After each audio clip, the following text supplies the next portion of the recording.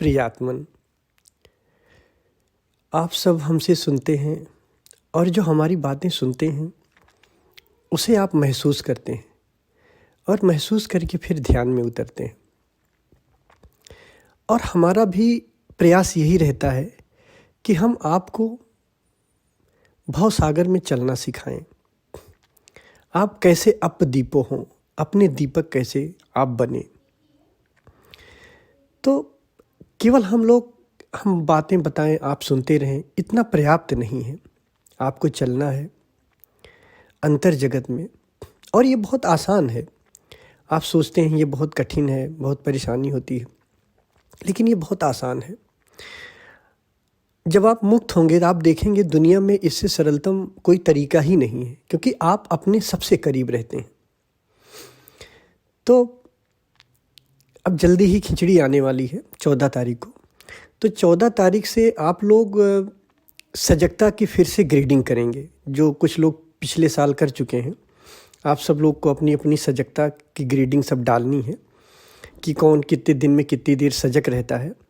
और मैं डिटेल 13 तारीख को लिख दूंगा कि आपको कैसे करना है, क्या करना है। क्योंकि सिर्फ सुनने से ही काम नहीं चलेगा। हम लोग जिस कारण मिले हैं, हमारा आपका ये जो संयोग घटा है, हमारा आपका मिलना, फिर आपको मेरे साथ इतना चल देना, तो मैं चाहता हूँ कि यात्रा कंप्लीट हो।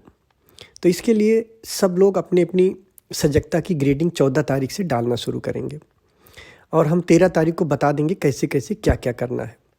और बिल्कुल, और हाँ, इसमें यह भी आपको परेशानी नहीं आएगी कि सजगता में काम में कोई परेशानी नहीं आएगी, क्योंकि सिर्फ सजग रहना है। तो सजग रहने में कोई परेशानी, आप जो काम कर रहे हो या जो प्रक्रिया आप अपना रहे हो, जो काम कर रहे हो उसी में आप सजग रह लिए।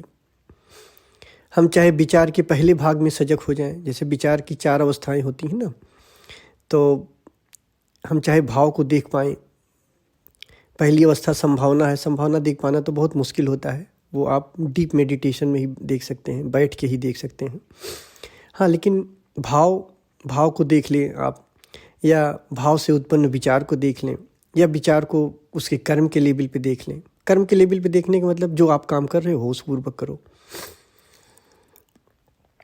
तो कहीं भी आप देख सकते हो। तो इसमें आपको कुछ अलग से नहीं करना है। हम पूरी प्रक्रिया 13 तारीख को आपको भेज देंगे। और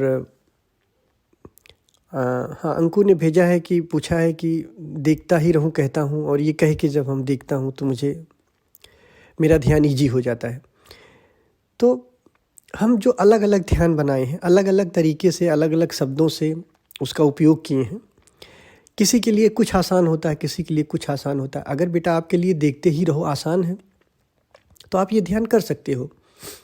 एक टाइम देखते ही रहो, आप जो देखते ही रहो मेडिटेशन कर सकते हो, वो जो डीप वाला देखते ही रहो बोले हैं। और एक टाइम आप विश्राम ध्यान कर लो, क्योंकि तुम्हारे लिए आसान है। हो सकता है कि जब तुम देखते ही रहो कहते हो तो तुम्हारी स्वयं से दूरी बढ़ती है, विचार से तुम्हारी दूरी बढ़ती है, थोड़ा सा दूर से देख पाते हो, बाकी एकदम से घुल मिल जाता है। और ज़रूरी नहीं है, हो सकता है कुछ दिन तुम्हें ये आसान लगे, फिर कुछ दिन तुम्हारा ध्यान बदल जाए, तुम्हें विश्राम ध्यान आसान लगे। तो जो ध्यान आसान लगे, जिससे आपकी सजगता बढ़े, आप वो कर सकते हो। और जैसे विश्राम ध्यान तुम कर रहे हो, आज तुमने लिखा है कि बहुत अच्छा लगा, एनर्जी महसूस हुई, अच्छी बात है बेटा। बट ये प्रयास कभी खोना ना, क्योंकि देखो आने वाले समय में हो सकता है तुम्हें इससे ऊब लगे या परेशानी थोड़ी लगने लगे। समय, बाहर की परिस्थितियाँ एक सी नहीं रहती हैं, बाहर की परिस्थितियाँ बदलती रहती हैं। तो अगर बाहर की परिस्थितियाँ बदलती रहती हैं, समय एक सा नहीं रहता है, तो उससे हम प्रभावित होते हैं। तो आपको हमेशा ये ध्यान रखना है कि जो बाहर की परिस्थितियाँ हैं वो हमारे मन पे काम करती हैं, और हम मन से अलग हैं। तो चाहे जितने आप बोर हो जाओ, चाहे जितने आप परेशान हो, हर कंडीशन में बेटा ये अवस्था बनाए रखना। अवस्था का मतलब कि देखना बनाए रखना, कभी देखना छोड़ना नहीं।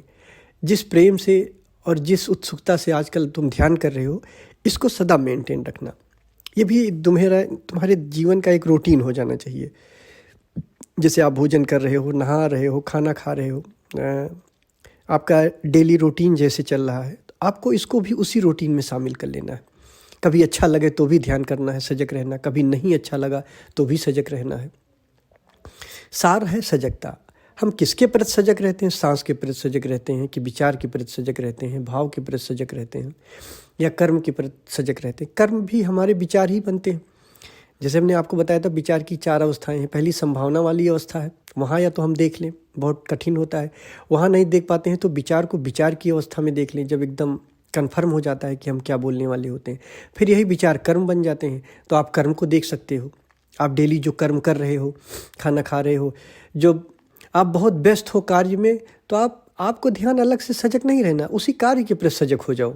आप बदल भी सकते हो, जैसे सुबह कार्य के प्रति सजग रहे, फिर शाम को विचार के प्रति सजग हो गए, फिर एकदम से डीप बैठे तो भाव के प्रति सजग हो गए, या संभावना वाली स्थिति के प्रति सजग हो गए। तो जो जिसमें आपकी सजगता आसान हो, जैसे जब आप कार्यभार करते रहते हो, 24 घंटे चलते फिरते रहते हो, या कोई कार्य कर रहे हो, तो कार्य करने में ही सजगता शामिल कर लो। वही कार्य होशपूर्वक करो, बस होशपूर्वक करो। अब जब कार्य नहीं कर रहे हो, बैठे हो, तो फिर विचार के प्रति सजग हो जाओ, भाव के प्रति सजग हो जाओ, सजग रहो बस किसी न किसी के प्रति। तो खिचड़ी के दिन से आप लोगों को शुरू करना है, और आप सबको सजगता की जो ग्रेडिंग है ये डेली ग्रुप में डालना होगा। मैं बताऊंगा कैसे क्या करना है, 13 तारीख को आपको बता दूंगा, और सभी को डालना है। इससे कितने आप सजग रहते हो, कितना प्रयास करते हो, इससे आप अपने को परखोगे। थोड़ा सा कंपटीशन होगा, थोड़ा सा आप देखोगे कि आपका अहंकार का लेवल चोट कर रहा है कि फला ये हो रहा, इतना सजग रह रहा, मैं भी प्रयास करूं सजग होने का। तो मुझे आपको जगाना है, तो जागने में थोड़ी पीड़ा होती है। जैसे आप अपने दोस्त से कह देते हो कि यार मुझे कल ट्रेन पकड़ना है भाई, सुबह जल्दी उठा देना, और दोस्त जब आपका जल्दी उठाने लगता है तो आपको गुस्सा आने लगती, क्या है यार जगा दिए सुबह सुबह। लेकिन थोड़ी देर के लिए गुस्सा आती, फिर धन्यवाद देते हो उसको कि अगर न जगाए होते तो शायद मेरी ट्रेन छूट जाती। तो वैसे गुरु जब आपको जगाता है तो शुरुआत में तो आपको पीड़ा होती है कि इतना बढ़िया सो रहे हैं जन्मों जन्मों से, तो मुझे सोने दे। लेकिन जब आप जग जाते हो, जब आप उस परम चैतन्य का अनुभव करते हो, तो आप उसे धन्यवाद देते हो। तो धन्यवाद। 13 तारीख को हम डिटेल भेजें।